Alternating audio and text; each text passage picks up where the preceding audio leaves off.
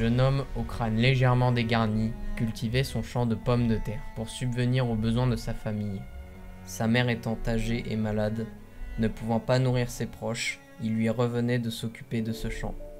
Forcé à défendre la mère patrie, il a été de ceux qui ont été enrôlés sans qu'on leur demande leur avis. Le Slave d'une vingtaine d'années se retrouva sur le front sans même savoir se battre. Il n'était pas de son habitude d'être violent et il refusait de tuer des personnes innocentes. Terrifié par l'intensité du combat, il ne sentait même plus son corps. Suite aux ordres donnés par son officier, il refusa de participer à une contre-attaque face aux Boches. Furieux, le commissaire bolchevique menaça de le tuer s'il n'allait pas au front pour défendre son pays. Il contesta les ordres de son supérieur et se fit arrêter par la NKVD, qui l'envoya directement en interrogatoire. Après 6 mois de détention, il fut jugé comme traître à la patrie, ce qui lui vaut d'être détaché au goulag de Yevgeny.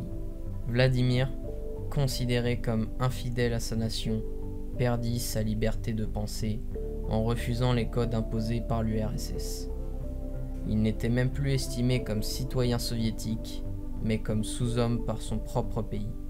Le jeune Slave se sentait renié par la félonie de son peuple pour qui il avait tant travaillé, peiné et pleuré. Au sein du camp, les conditions de vie étaient déplorables. Une tranche de pain et une noisette de beurre par jour amaigrissaient fortement le corps meurtri de celui qui était battu depuis maintenant 1 an. Il était affecté à un groupe de travail avec des personnes qui, comme lui, avaient désobéi aux ordres de leurs supérieurs. Avec ses semblables, ils montèrent une organisation de résistance nommée Pogeb Smerti, qui signifie l'échappatoire de la mort.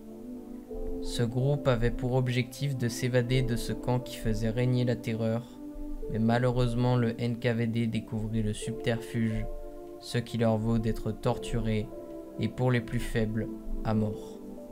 Vladimir fut l'un des derniers survivants de ce martyre insoutenable.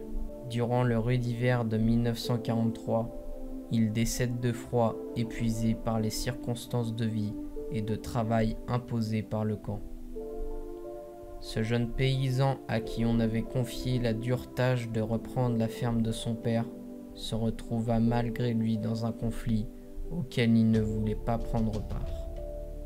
Jugé et torturé parce qu'il n'avait pas la même vision que son peuple, il n'était plus considéré comme citoyen et fit déporter pour que nul ne se fasse influencer par sa manière de penser.